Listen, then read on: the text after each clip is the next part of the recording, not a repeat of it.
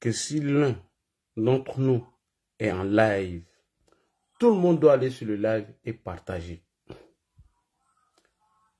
Il y a quelqu'un qui n'a pas fermé son micro. Tout le monde doit partir sur le live et partager le direct. J'ai donné l'exemple tout à l'heure. Lorsque mon frère Don Gravano était en live, je suis allé sur le live, il y avait 144 personnes. J'ai partagé, j'ai demandé à tout le monde de partager. Il était en train de parler de Johnny, le roi 13-13. Et à la fin du live, nous sommes montés jusqu'à 300 personnes. Ça veut dire que vous pouvez partager. Vous n'avez pas besoin d'aller vous agripper sur vidéos de nos opposants qui disent des choses qui ne vont pas vous plaire. Vous avez vos activistes. Quand ils sont là, venez les soutenir et vous partagez. Je vous ai donné l'exemple. Vice versa. Si Don Gravano aussi voit ma vidéo, le sujet concerne Johnny ou pas, il partage. C'est tout. C'est comme ça on peut se soutenir. C'est nous on a donné visibilité à le gars là. Salut à toi mon ami Adam Traoré. C'est nous on a donné visibilité. Il n'est plus sur Facebook. Pourquoi? Parce que les gens ne l'écoutaient plus. C'est pourquoi il est parti de Facebook. À peine il se connecte, il avait déjà que 200 à 144 personnes. Ça l'a découragé, il est parti sur YouTube. Et qu'est-ce qu'il vous a dit sur YouTube? Qu'il était à la recherche de 500 000 abonnés. Il n'a pas pu atteindre le nombre de 500 000 abonnés. Il est resté à 229 000 abonnés. Quand il finit une vidéo, avant toutes ces bêtises-là, allez-y regarder. 20 000, 18 000 vues. Le roi 13-13. Même moi-même, ma petite page de Facebook, dont il y a 17 000 abonnés, quand il finit un live, je sais que ce sont les militants concrets qui sont là. Ceux qui sont sur la page, ce n'est pas des hypocrites. Ça dépasse même les 17 000. Souvent 40, 45 000. Je dis, mais moi j'ai une petite page ici, je ne comprends pas qui me regarde, qui me suit. Donc, je vais fermer cette parenthèse rapidement pour vous dire, quand on est en direct, allez-y partager et abonnez-vous sur nos pages pour que, si ce voyou-là commence ces trucs-là, on puisse le répondre. Tu vois, frère, Dieu ne donne pas tout à l'homme.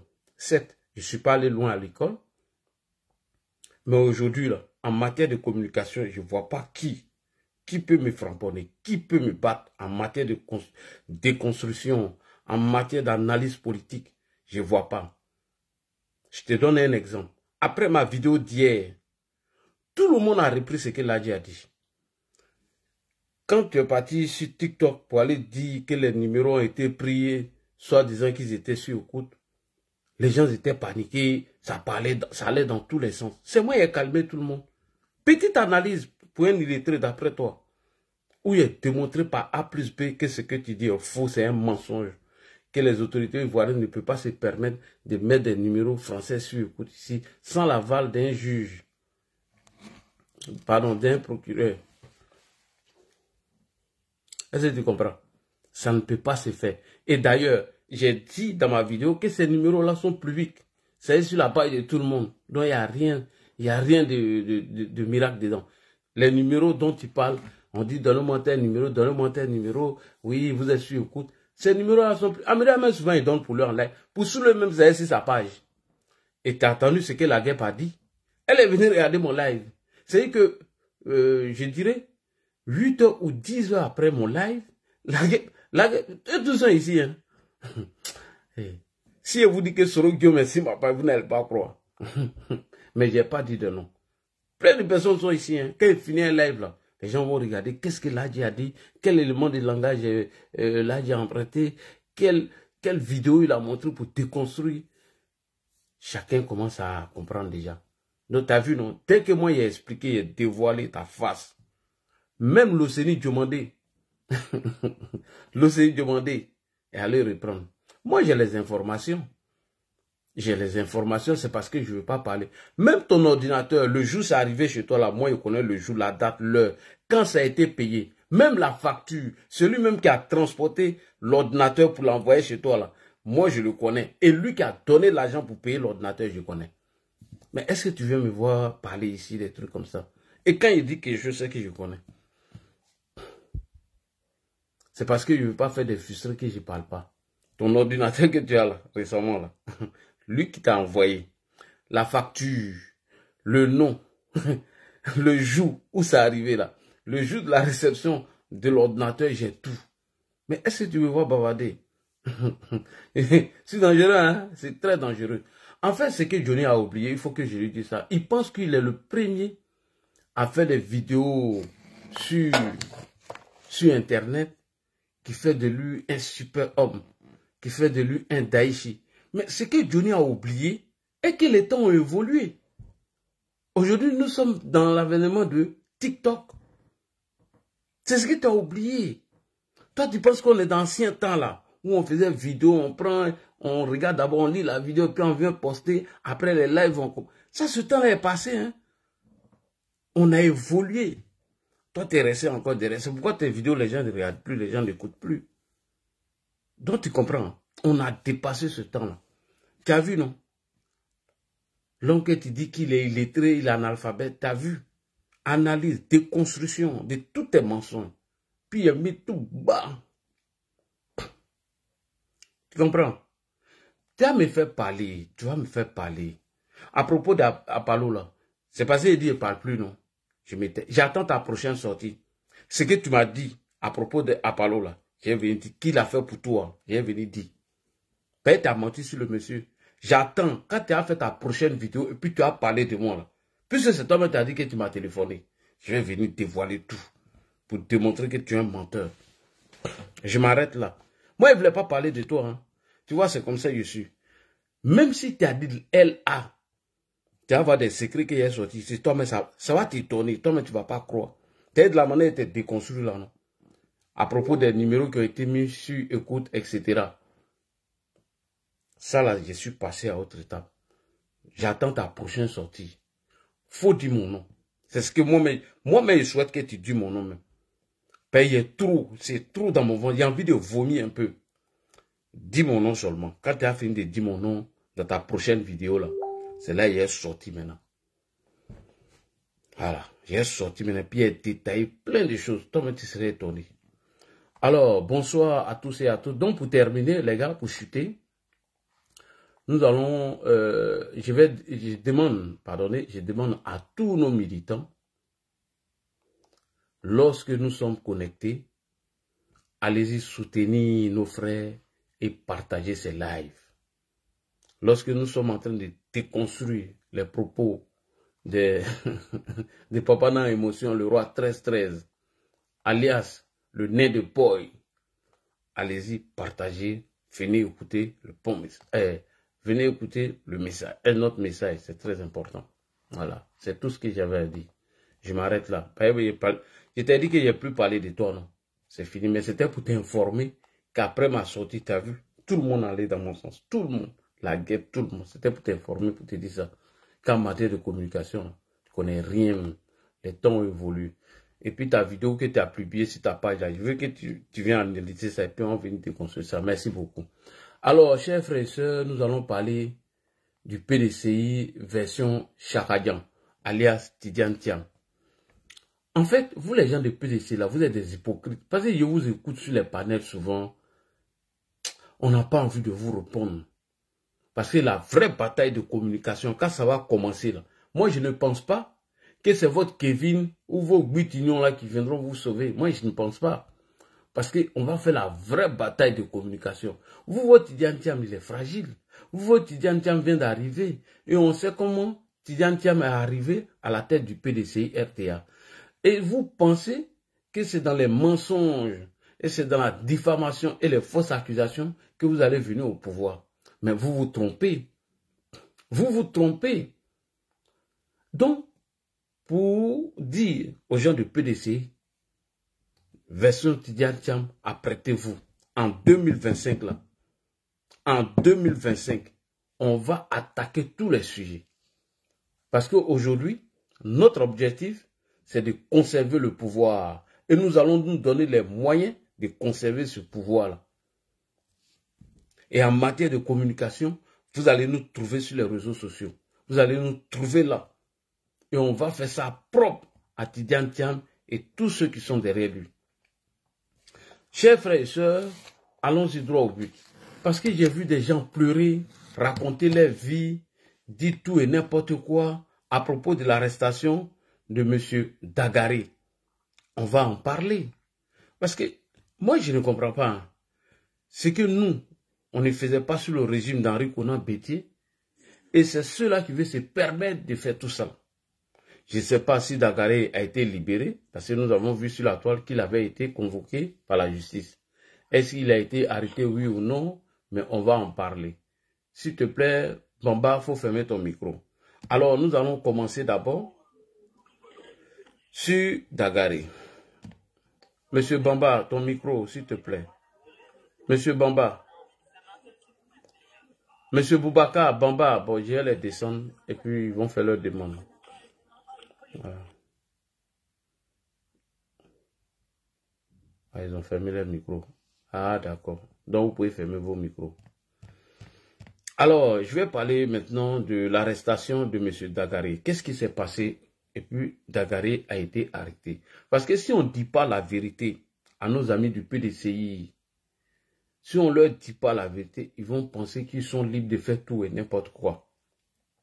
Et voici des gens qui sont dans l'opposition ivoirienne, qui ne critiquent pas les arrestations de leurs alliés, de l'AES, des opposants de l'AES, mais une fois un opposant en Côte d'Ivoire tient des propos graves à l'encontre du chef de l'État et que le procureur se saisit de ce dossier et on arrête cette personne, ça vient, les gens viennent crier au loup.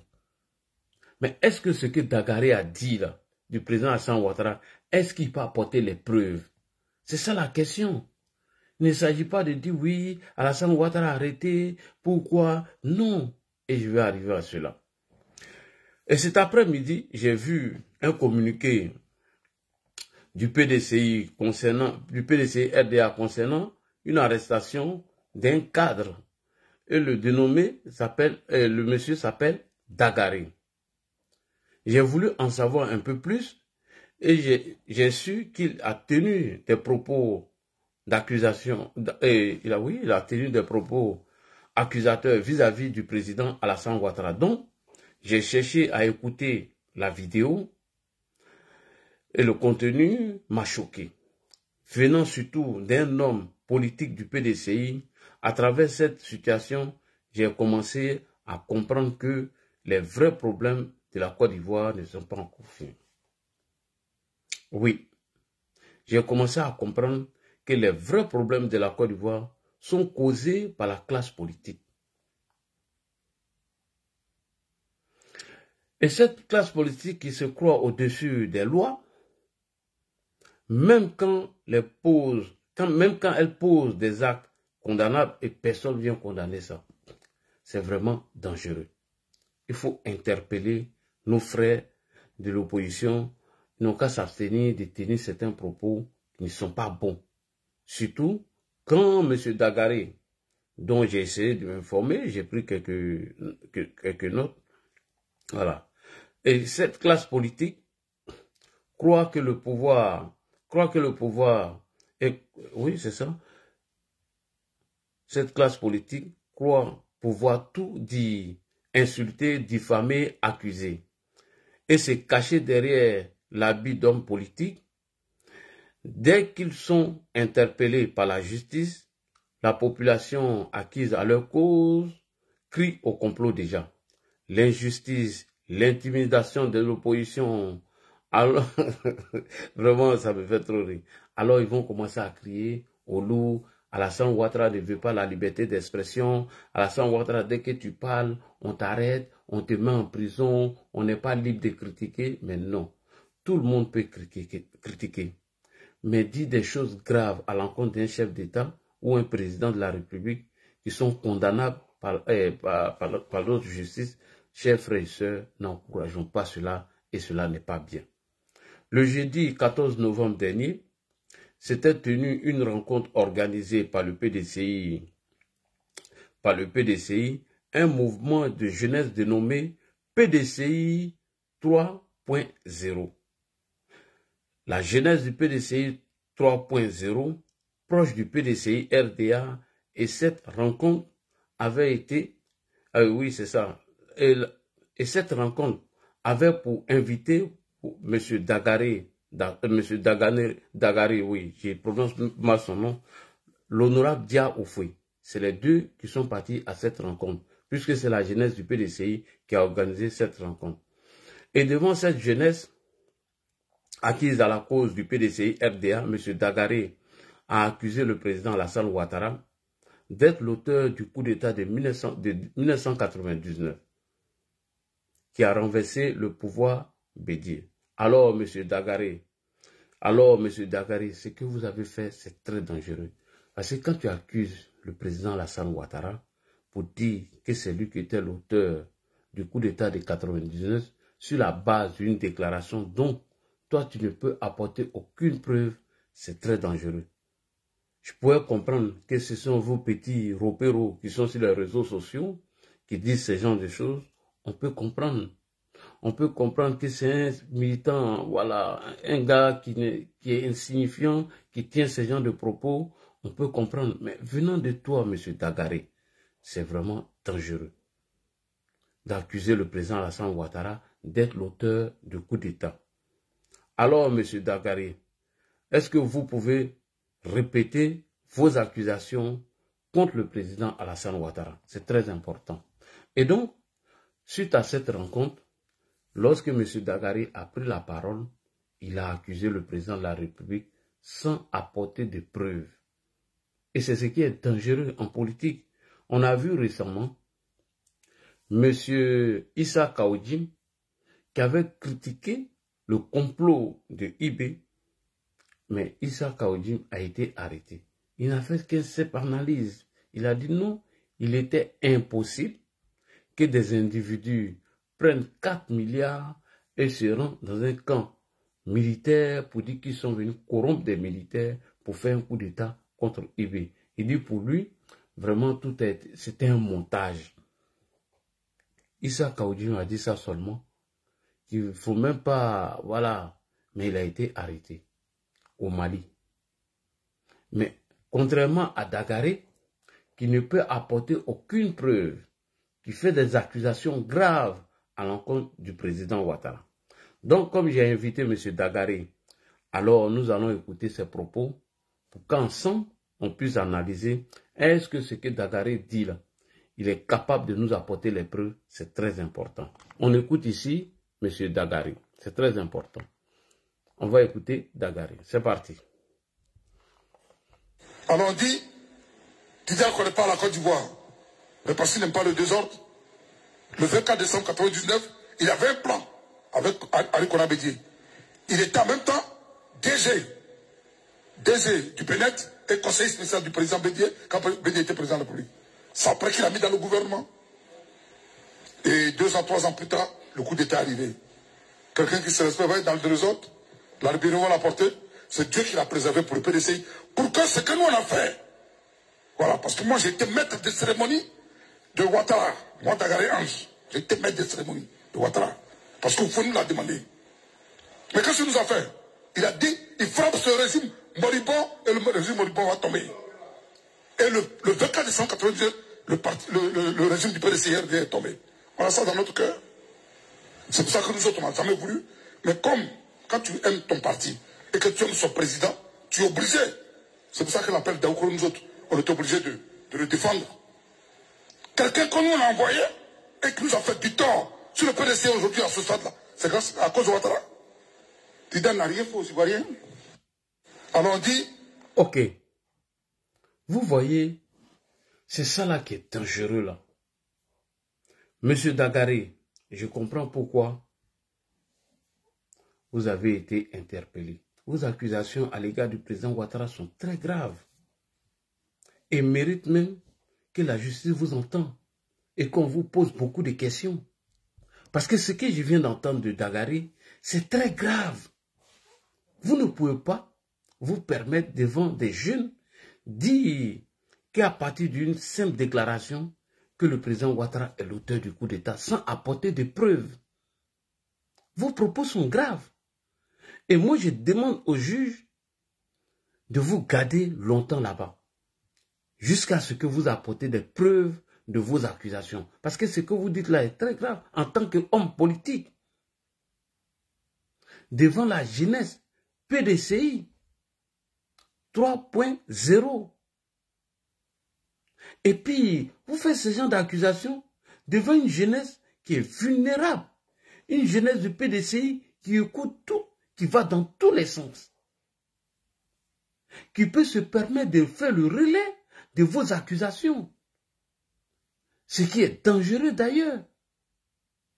Ça ne se dit pas, M. Dagaré, lorsqu'on n'a pas de preuves. Même Laurent Gbagbo, qui nous a promis apporter des preuves lors du deuxième tour présidentiel en 2010, mais il a été incapable de nous apporter ces preuves.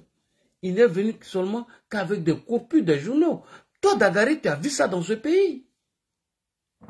Tu as vu les Ben Soumaro qui se promenaient avec des copies des journaux.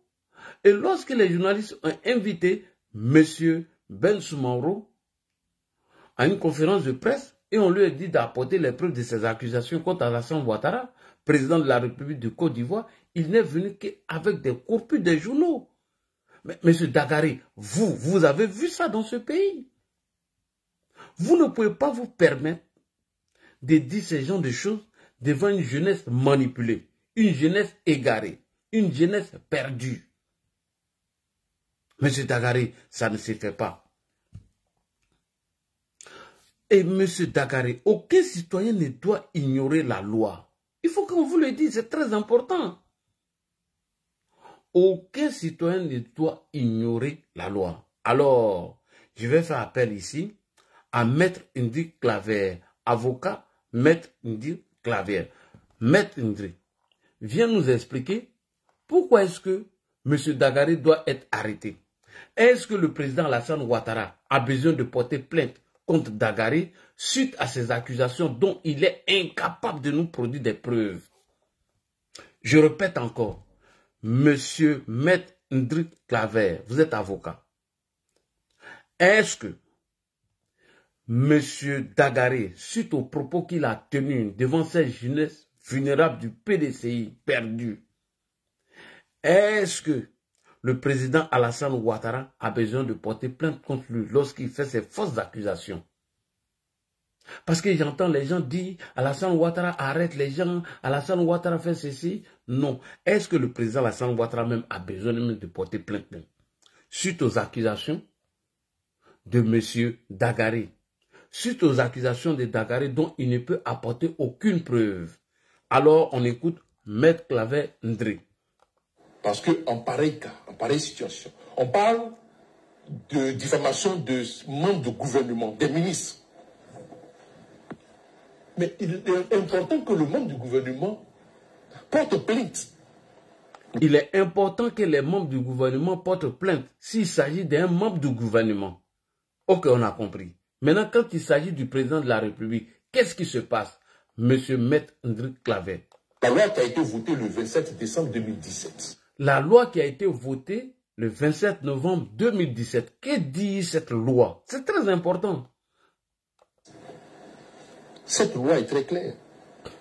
C'est seulement lorsqu'il s'agit d'offense au chef de l'État que quand il s'agit d'offense au chef de l'État, le procureur de la République peut s'auto-saisir. Le procureur de la République peut s'auto-saisir sans demander l'avis du président Alassane Ouattara. C'est le seul cas. C'est le seul cas. Je répète encore, parce que les gens disent que Alassane Ouattara arrête les gens, Alassane Ouattara met les gens aux arrêts. Alors, Maître Ndri Claver, on répète encore, parce que les gens n'ont pas compris. Ok, on y va. Maître Ndri Claver, c'est très important. Oui, Maître Ndri Claver est l'avocat de Blé Goudé. On y va. Pourtant, Maître Ndri Claver est l'avocat de M. Charles Blé Goudé. On retourne encore. Mais il est important que le membre du gouvernement porte plainte. La loi qui a été votée le 27 décembre 2017. Cette loi est très claire. Elle est très claire. C'est seulement lorsqu'il s'agit d'offense au chef de l'État que le procureur de la République peut s'auto-saisir. Merci beaucoup. Maître Ndri Claver, avocat de Charles Blé Goudé, il dit la loi qui a été votée le 27 novembre 2017 dit quand le chef de l'État est offensé, est diffamé le procureur de la République, sans l'aval, sans l'accord d'Alassane Ouattara, peut s'auto-saisir. C'est-à-dire que lui peut décider de saisir la personne qui a tenu des propos diffamatoires, qui a tenu des fausses accusations à l'égard du président de la République, son Excellence Alassane Ouattara. Vous voyez, c'est-à-dire que vous êtes dans le pays, vous connaissez les lois, vous connaissez les règles dans ce pays, et lorsque vous commettez des infractions ou vous faites des fautes, et qu'on vous arrête, c'est pour crier au loup.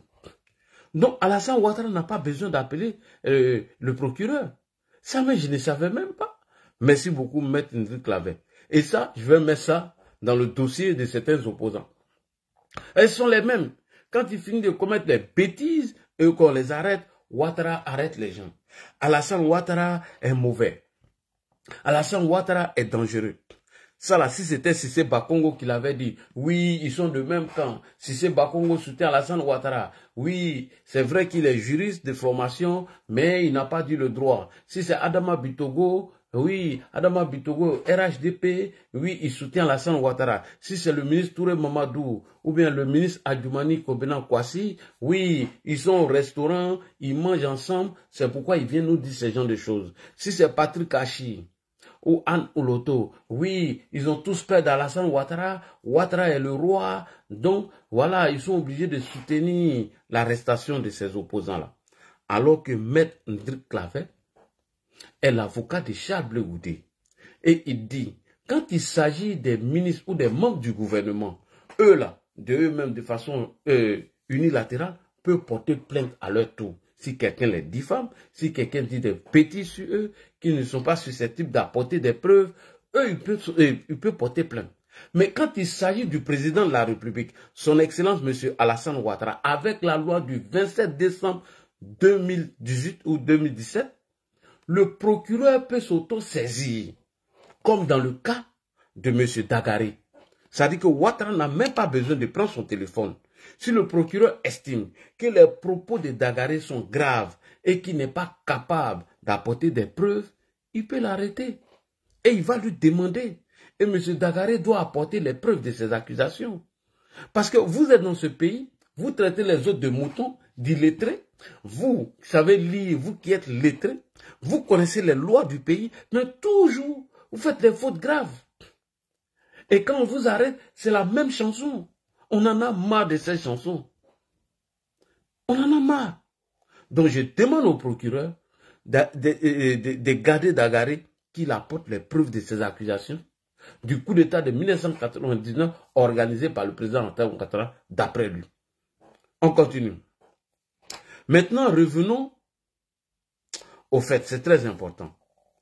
Monsieur le Président, son Excellence Alassane Ouattara, Monsieur Dagaré vous a accusé d'être l'auteur du coup d'État, parce que vous avez fait des déclarations. S'il vous plaît, Monsieur le Président, veuillez m'excuser, on va venir un peu sur le passé. Parce que Dagaré dit qu'à travers votre déclaration, qu'il y a eu le coup d'État de 99. Alors qu'il y a eu plusieurs déclarations, beaucoup de personnes ont fait des déclarations dans ce pays. Pourquoi on n'accuse pas Fasroukou, le mari de ma grande sœur Lacoste, le mari de ma grande sœur Bamba? Pourquoi lui on ne l'accuse pas? Lui aussi il a fait des déclarations. Mieux, Franklin Nyamsi nous a dit que depuis 1994, il tentait de faire un coup d'État contre Bédié. Est-ce que M. Gbagbo avait renoncé à ce coup d'État qu'il préparait contre Bédié? Selon Franklin Nyamsi, depuis 1994. Et pourtant, il a fait des déclarations. Monsieur le Président, nous allons aller un peu en arrière parce que Dagaré a dit des choses graves. Donc, on doit l'arrêter pour ça. On écoute maintenant le président Alassane Ouattara. Oui, Monsieur le Président, vous êtes au micro, s'il vous plaît, avec la permission de votre fils, Ladji Chérif, qui vient de prendre encore son village en main.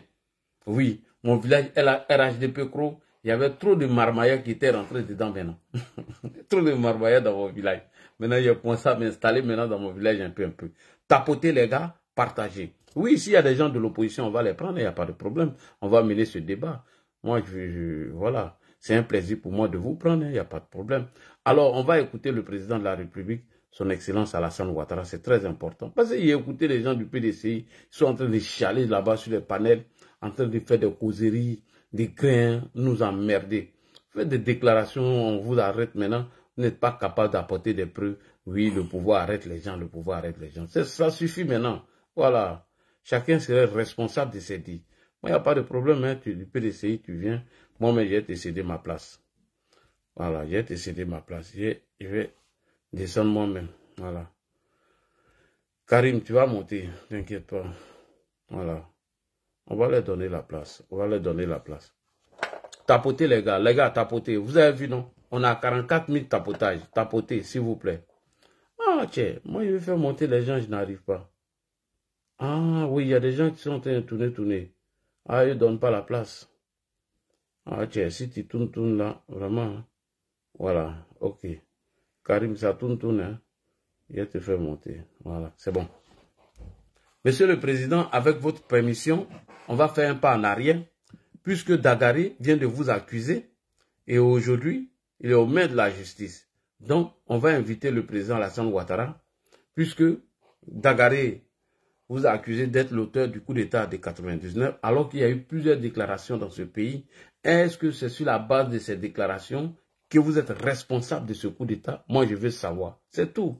Moi, je veux savoir, parce que j'en ai marre qu'on vient accuser des gens et quand on leur demande des preuves, ils ne sont pas capables d'apporter ces preuves. Après, c'est pour crier au loup. Non, il faut arrêter ça maintenant, c'est très important. On écoute le président Alassane Ouattara. Non, mais écoutez, je pense qu'il est facile d'accuser sans preuve et sans enquête. Dire qu'Alassane Ouattara... Non, mais écoutez, je pense qu'il est facile d'accuser sans preuve et sans enquête. Dire qu'Alassane Ouattara a fait ceci, cela, il a fait des déclarations. Mais moi, j'ai toute une série de déclarations faites par Laurent Gbagbo ici. Quand le coup d'État est arrivé, il a dit que c'était un coup d'État salutaire. Il a dit que c'était un coup de pouce à la démocratie. Et quand il est arrivé de Libreville via Boaké à Gesco, il a été escorté par des militaires pour rentrer à Abidjan en champion. Mais ça, pour moi, ça ne veut pas dire que c'est lui qui a fait le coup d'État. Alors, donc, prendre des phrases et sur cette base dire à partir de là, on a fait un coup d'État, je trouve tout de même on devrait essayer d'aller plus loin. Alors, parlant de ce fameux coup d'État, tout de même, le FPI a accompagné la transition militaire jusqu'au bout. Moi, j'avais annoncé dès le départ que j'étais contre les coups d'État. Et quand j'ai vu l'évolution du régime militaire, dès le mois de mai, nous avons démissionné du gouvernement militaire. Laurent Gbagbo a continué avec le gouvernement militaire. Un de ses plus proches, Lida Kwasi, était même le conseiller militaire de défense du général Gueye. Alors, et ils sont allés aux élections ensemble, en nous excluant, le président Bédié et moi. Donc, vous savez, si on veut rentrer dans cette sauce, je crois qu'on va perdre le temps aux Ivoiriens. Ce qui m'intéresse, c'est de connaître les causes. Et je les ai déjà indiquées. Les causes de cette crise, il faut qu'on y mette fin. Merci beaucoup. Merci beaucoup. Alors, Monsieur le Président, avec votre permission, il n'y a pas de problème, je reprends encore mon village. Donc, Monsieur Dagaré, le président Ouattara dit, face à Monsieur Laurent Gbagbo, qu'il devait apporter les preuves de ces allégations mensongères que le président Ouattara était l'auteur du coup d'État, il a été incapable de nous apporter les preuves. Mieux, on a été en alliance avec le PDCI RDA. Nulle part, je n'ai vu le président Henri Konan Bédié, père à son âme, dire que le président Ouattara était l'auteur du coup d'État. Nulle part. Donc vous n'êtes pas informé puisque le président Henri Konan Bédié, nulle part, je n'ai vu ou entendu le président Henri Konan Bédié dit que le président Alassane Ouattara était l'auteur du coup d'État. Puisque tu dis, tu t'es basé sur la déclaration du président Alassane Ouattara qui vient de parler ici, et puis Laurent Gbagbo en a fait aussi des déclarations. Monsieur Dagaré, pourquoi vous n'accusez pas Monsieur Laurent Gbagbo aussi? Lui aussi, il a fait plusieurs déclarations et il a même félicité le coup d'État. Pourquoi, lors de ton allocution devant cette jeunesse perdue, vous n'avez pas accusé M. Laurent Gbagbo? Dakaré, répondez-moi. Puisque M. Gbagbo a félicité ce coup d'État, donc je vais vous faire écouter ici. Donc, c'est de faire 2 poids, 2 mesures. Vous ne pouvez pas accuser le président Ouattara sur la base d'une déclaration dont Laurent Gbagbo en a fait autant. Il a même félicité ce coup d'État. On va écouter ici M. Laurent Gbagbo qui félicite ce coup d'État-là, dont Dakaré a fait vue ignorer et il n'a pas accusé M. Laurent Gbagbo. On écoute. Nous avons salué l'arrivée des militaires au pouvoir. Tout comme les socialistes et les... Nous avons salué l'arrivée des quoi au pouvoir? Des militaires au pouvoir. Il a salué l'arrivée des militaires au pouvoir. L'arrivée des militaires au pouvoir. Tout comme les socialistes et les démocrates portugais avaient salué en 1974 l'arrivée des militaires. La révolution des œillets. La révolution des œillets. Nous ne sommes pas pour l'égalité dans ce pays. Nous l'avons dit, nous l'avons écrit.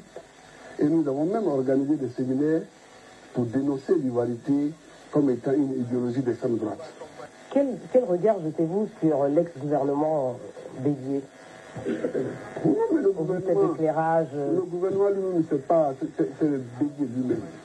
J'ai déjà dit à certains de vos confrères que je le trouvais inapte à gouverner. C'est vraiment mon point de vue. Aujourd'hui, la place des bureaux à gouverner un État moderne. Voilà. Parce que lui, il trouvait que M. Bédié était inapte à gouverner ce pays, dont eux, ils ont salué l'arrivée des militaires au pouvoir. Et ils ont félicité les militaires. Mieux, il ne s'est pas arrêté là. Le 18 octobre 2000, lorsqu'il était en campagne à Gagnoa, il a même félicité encore ce coup d'État. Mais pourquoi Dakaré n'a-t-il pas accusé M. Laurent Gbagbo sur la base de ses déclarations aussi? Pourquoi tu ne l'as pas accusé? En 2000, le 18 octobre 2000, à Gagnoa, lorsque Laurent Gbagbo était en campagne présidentielle, il a félicité encore le coup d'État. Pourquoi Dakaré n'a-t-il pas accusé Gbagbo? Lui aussi en a fait des déclarations. Si on veut aller sur la base des déclarations qui fait de Ouattara l'auteur du coup d'État, Gbagbo en a fait aussi. Pourquoi tu ne parles pas de Gbagbo? Pourquoi vous n'accusez pas Gbagbo? On écoute ici M. Koudou Laurent Gbagbo, l'homme aux 2 pieds gauche, le mari de Lacoste. On va l'écouter. Ma grande sœur Lacoste. On écoute Gbagbo. Nous sommes aujourd'hui comme dans la Bible. Les hommes avaient trop péché. Alors Dieu a fait tomber le déluge. Et le déluge a nettoyé tout entièrement la terre. Le déluge était une grande punition. Mais après le déluge, il faut repartir à zéro. Il faut repartir à zéro. Nous allons repartir à zéro. C'est Dieu qui nettoie. Le coup d'État est venu pour ouvrir les yeux de ceux qui croyaient qu'il était tout puissant. Voilà. Un homme n'est jamais tout puissant. Effectivement. Au-dessus de l'homme, il y a toujours Dieu. Et celui qui oublie ça, voilà ce qui arrive. Voilà ce qui arrive. Dieu a fait son travail, moi je n'ai pas à rajouter. Nous sommes aujourd'hui comme dans la Bible. Ok. Voilà. Laurent Gbagbo se réjouit même de ce coup d'État en disant que Dieu a fait son travail.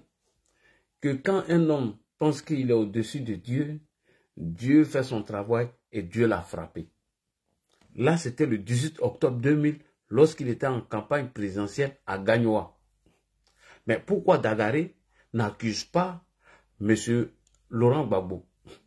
Même la FESI a salué le coup d'État à travers Guillaume Soro et M. Charles Blé Goudé.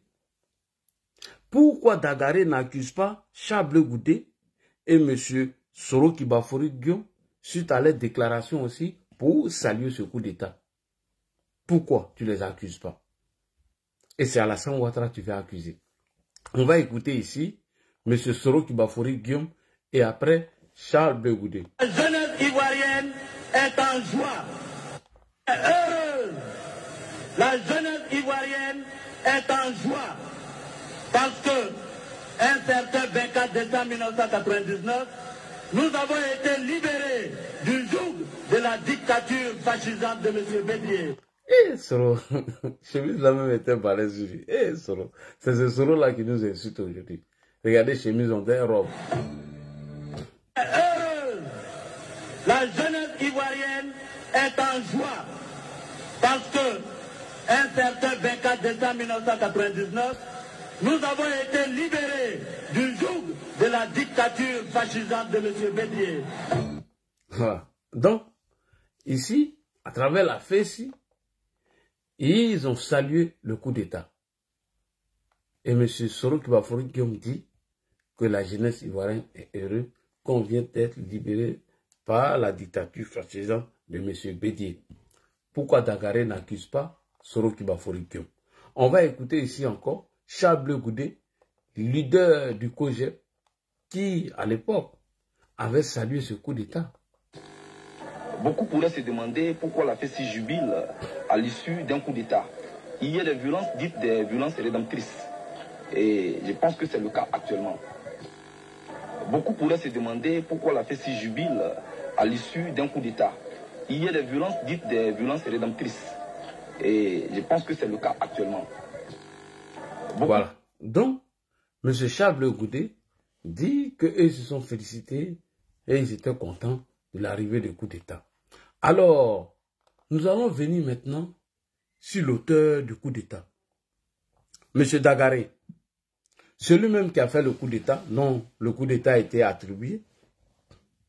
M. Guy Robert, mais il a fait une déclaration au Forum de la Réconciliation Nationale. M. Dagaré, puisque vous avez accusé le président Ouattara, suite à la déclaration dont il a fait, mais Guy Robert était au Forum de la Réconciliation Nationale, M. Dagaré. Vous savez très bien, M. Dagaré, que les événements du 24 décembre 1999 n'étaient pas un coup d'État. Je répète, M. Dagaré sait très bien que les événements du 24 décembre 1999, ces événements-là, ce n'était pas un coup d'État. Non. Ce n'était pas un coup d'État préparé. Les événements qui ont eu lieu là, nous tous on a suivi.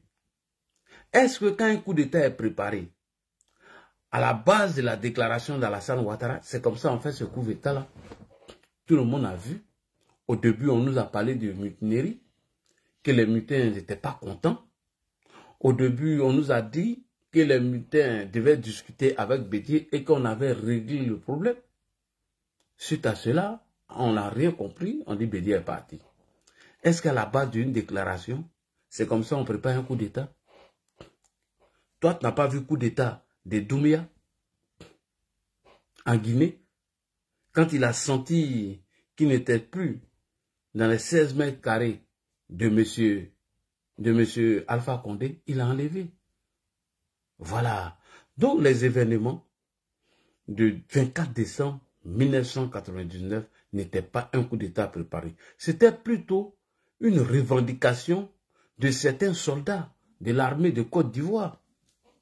Et le général Robert Gueye va même nous dire, va même poser la question de savoir est-ce qu'on a déjà vu en Afrique, même dans le monde, quelqu'un qui veut faire coup d'État contre un président qui prend la peine de l'appeler et ce dernier pour lui prévenir.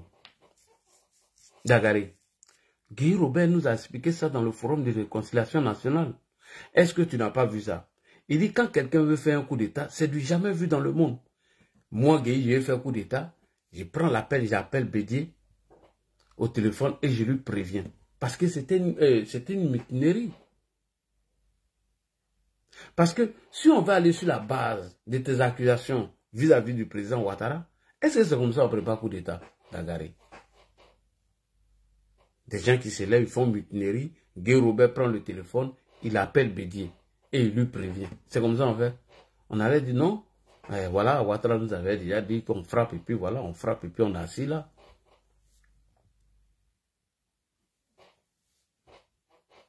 Alors, le général Robert Gueye, je vais me permettre de vous réveiller, s'il vous plaît, pour que vous dites la vérité à M. Daguerre, qui accuse le président Alassane Ouattara à tort.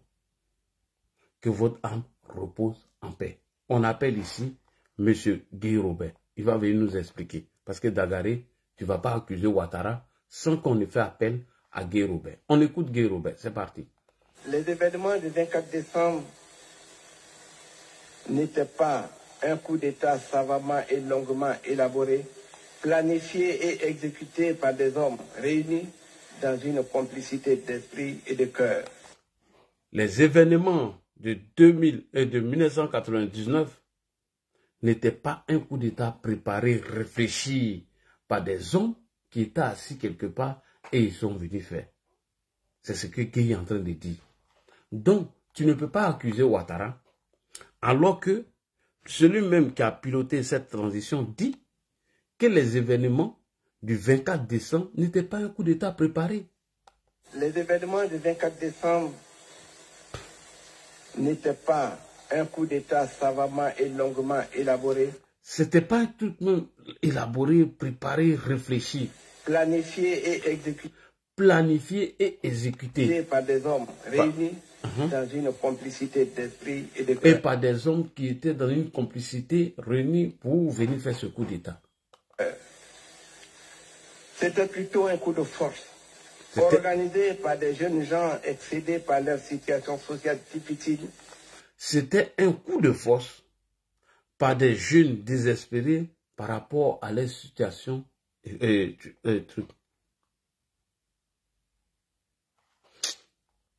Vas-y. Organisé par des jeunes gens excédés par leur situation sociale difficile. Organisé par des jeunes qui ont vu que leurs conditions sociales n'étaient pas bonnes. On continue. Au sein d'une armée qui était elle-même soutenue par une population laminée par la pauvreté. Vous savez vous-même que pour s'engager dans ce type de projet comme un coup d'État, non, il va toujours avec ses hommes. Et c'est parce que je n'avais rien préparé que nous avions connu tous la vague des hésitations. Voilà. Si c'était un coup d'État préparé par Gueye Robert, vous allez voir qu'il n'allait même pas avoir de négociations. Il n'a rien du tout. C'est parce qu'il n'avait pas préparé que vous avez vu toutes ces batailles qu'il a menées pour faire venir Bédié à la raison. On continue. Et des négociations qui avaient marqué le premier gouvernement de la transition. Mais... Et même quand il a formé son gouvernement, c'est-à-dire que quand il fait un coup d'État, lorsque le coup d'État est déjà fait et consommé, tu viens avec tes hommes. Mais quand Gueye a formé son premier gouvernement, c'était même pas ces gars qui étaient là. Et c'est ce qu'il est en train d'expliquer. Si c'est comme lui, il a fait son coup d'État, mais il n'a pas besoin d'aller chercher des gens ailleurs. Puisqu'il y a eu le RDR qui est parti du premier gouvernement, dont il est en train de parler. Si c'est lui qui avait fait ce coup d'État, est-ce qu'il avait besoin de RDR, FPI dans son gouvernement? Non. Il allait gérer entre lui et ses amis, comme Assimi Goïta le fait aujourd'hui. Quand les Assimi Goïta ont préparé leur coup d'État, ils ont fait leur coup d'État au Mali, il n'y avait pas de politiciens dedans. C'est après que les partis politiques sont rentrés dans le CNT. Et c'est ce que Gueye dit.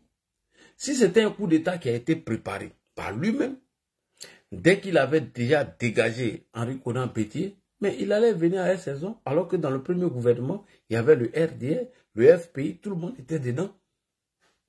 On continue avec Gueye. Nous étions tous conscients, nous Ivoiriens, qu'il s'agissait clairement d'une rupture qui devait permettre à notre pays de combler de nombreux déficits. Déficit de communication entre le gouvernement et le peuple. Déficit de dialogue franc entre le pouvoir et l'opposition. Déficit de la vraie démocratie. Déficit enfin de bonne gouvernance. Aujourd'hui, on parle de coup d'État. On n'arrête pas de parler de putschisme. C'est vraiment dommage.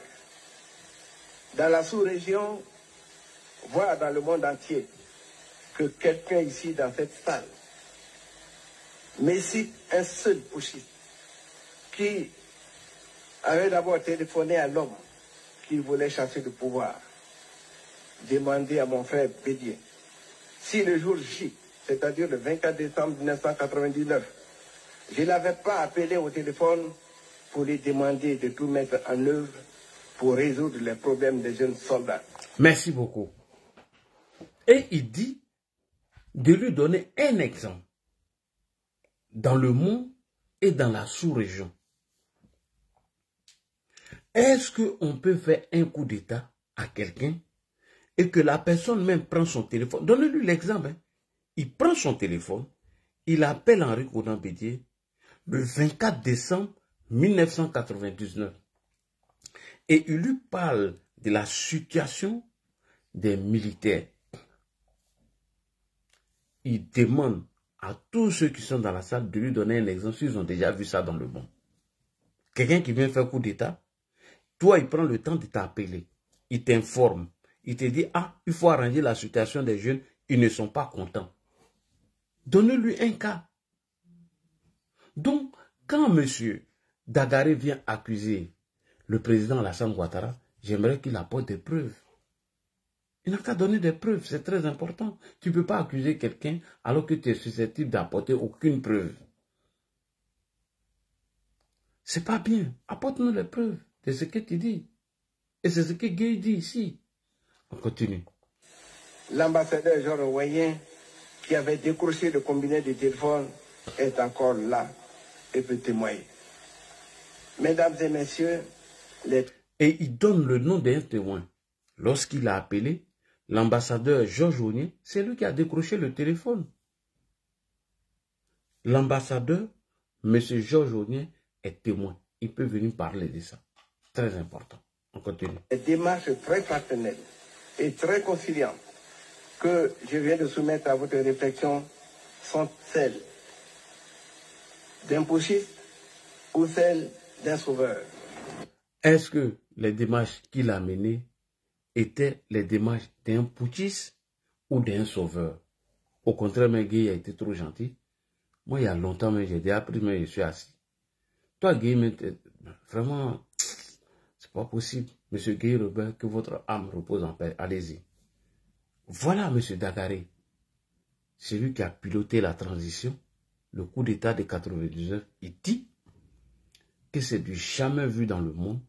Quelqu'un qui veut faire coup d'État contre toi, prend son téléphone pour te prévenir, pour te dire, les jeunes sont en train de se manifester. D'abord, c'était une mutinerie, ils n'étaient pas contents.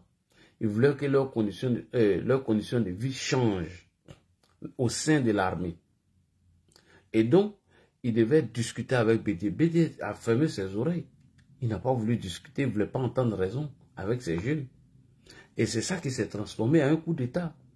Et pendant qu'ils étaient en train de manifester, pendant la mutinerie, pendant qu'ils étaient en train de chercher des moyens pour arranger la situation, lui, Guy Robert, a pris son téléphone pour appeler Bédié pour le prévenir et lui dire que les jeunes ne sont pas contents. Ils veulent que leurs conditions de vie changent. Les jeunes soldats ne sont pas contents. Voilà. Ils se sont... Et il n'a pas écouté et ils l'ont chassé. Et c'est comme ça qu'il est parti. C'est comme ça qu'il a été chassé. Donc, toi, Dagaré, tu as suivi tous ces événements. Et tu sais comment ça s'est passé dans le pays. Tu ne peux pas laisser tout ça sur la base d'une déclaration dont il y a eu plusieurs déclarations qui ont été faites par des leaders des partis politiques et tu viens accuser le président de la République, son excellent M. Alassane Ouattara, sans nous apporter des preuves. Et quand tu le fais, tu dois répondre devant la justice. Le procureur doit t'arrêter, te demander tes preuves, parce qu'il n'y a pas plus de preuves que les aveux de Guy Robert. C'est lui qui a piloté cette transition. C'est à lui que le coup d'État a été attribué. Pourtant, lui-même, il dit qu'il avait déjà averti M. Henri Konan Bédié. Et vous venez accuser le monsieur sans nous apporter des preuves. On vous arrête et maintenant, les gens crient au loup.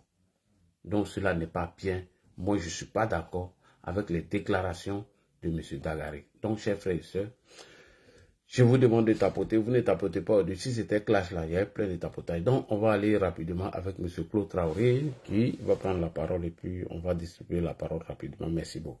Karim n'est pas monté. Je crois crois qu'il lui avait fait la place. Monsieur Claude, bonsoir.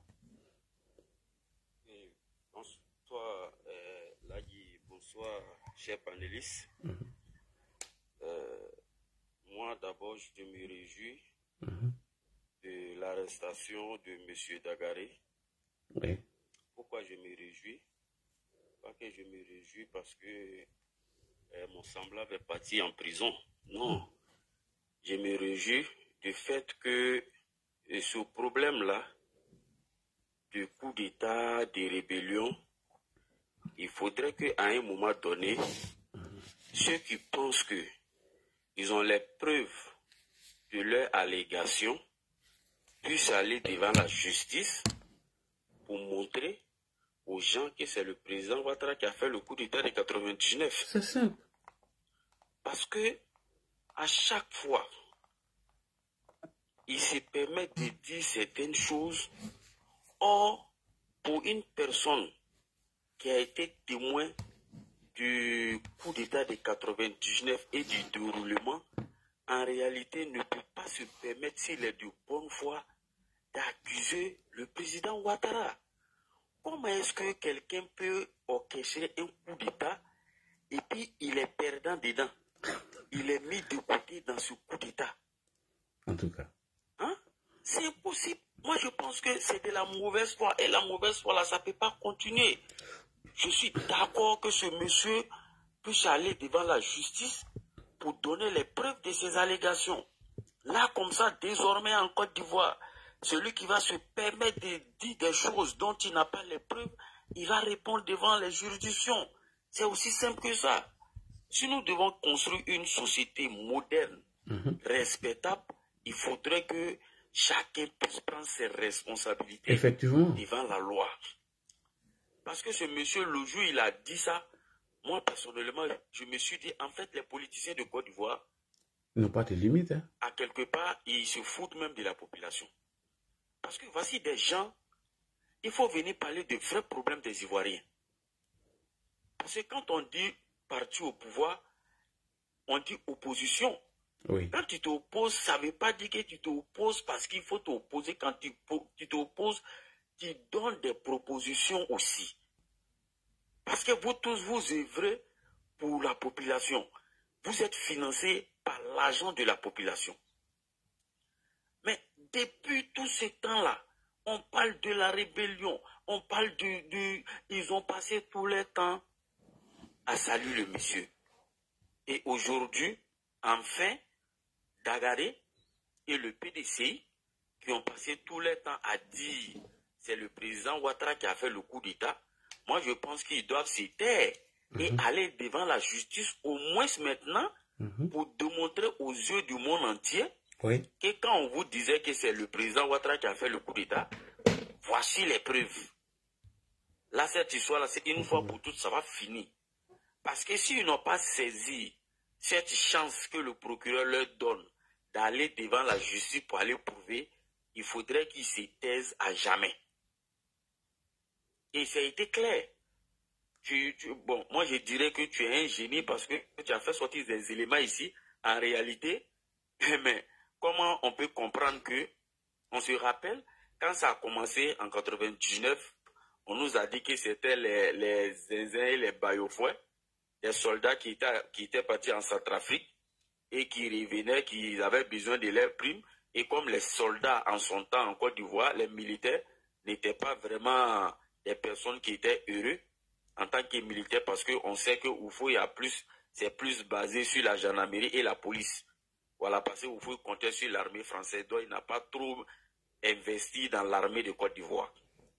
Donc on sait que ces jeunes gens-là, vraiment voyant leurs conditions et conditions de leurs frères ailleurs, donc ils ont décidé qu'il y ait de l'amélioration. Et on a même vu ici, Ibé qui a dit qu'ils ont parlé à Bédier, et quand on lui a dit, il y avait des prisonniers politiques. Quand on lui a dit certaines revendications, qu'il n'a qu'à accéder à ça, il a dit non. Et les jeunes gens ont dit que non, si tu n'acceptes pas, on va t'enlever. Il a dit qu'il va appeler la GATEL qui était en son, je crois c'est quelle unité, qui était une unité qui était bien formée, qui était à Boaké. Et il a dit qu'il va appeler cette base-là. Et les jeunes gens ont dit que non, nous, on a déjà cette base-là. Donc, si tu n'acceptes pas, on ne va pas te laisser. Bédié a refusé parce que pour lui, c'était un chantage. C'est là que les jeunes gens ont claqué la porte pour dire, bon, à partir de cet instant-là, tu n'es plus président. Ça veut dire ce que Gueye a dit là. C'est la vérité, c'est pas un coup d'état qui est planifié.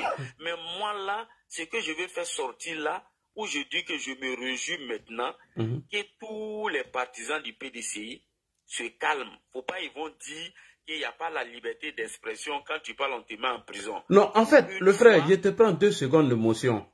Ça dit, les politiciens en Côte d'Ivoire pensent qu'ils sont au-dessus de la loi. C'est ça. Effectivement. Ils pensent que... Et puis ils sont informés, ils connaissent les lois. Ils savent. En fait, ils veulent se victimiser. De la loi. Ils veulent se victimiser. Voilà pourquoi j'ai dit, je me réjouis que les frères du PDCI se calment. Pour une fois, ils ont l'occasion. Moi, j'ai dit à tous ceux qui sont du PDCI, qui sont sur ce panel-là, enfin, Dieu a entendu leurs prières. Ils n'ont pas arrêté de chanter devant tout le monde pour dire que c'est le président Ouattara. Pour une fois, ils ont l'occasion d'aller démontrer devant les juridictions les preuves à l'appui que c'est le président Ouattara. Et puis on va finir avec cette histoire. Sinon, ce qui a commencé en Côte d'Ivoire là, j'ai dit en Côte d'Ivoire, Inch'Allah, il y a beaucoup de choses qui vont changer. Parce qu'on ne va plus permettre que n'importe qui et n'importe qui vienne faire n'importe quoi dans ce pays-là. Parce qu'il faut dresser non seulement les hommes et dresser tous ceux qui vont s'aventurer sur des chemins qui n'apportent rien aux Ivoiriens, qui ne fait que accentuer la haine dans le cœur des Ivoiriens. Ça là, on ne peut plus accepter. Moi j'ai dit, le procureur n'a qu'à appuyer jusqu'à on va aller au procès pour qu'on puisse finir avec ce problème-là. Donc c'est ce que moi je voulais dire là, et puis je vais laisser la parole aux autres. Vraiment merci pour la déconstruction, pour l'information. Parce que tu fais sortir des choses même. Si tu n'avais pas compris, tu vas comprendre tout de suite. Là, je te remercie. En fait, ils posent des actes condamnants par la loi. Et quand on les interpelle, ils disent que le pouvoir du président Alassane Ouattara met les gens de l'opposition. Ils font exprès. En fait, ils oublient que le président Ouattara... Ils n'oublient pas, ils font exprès.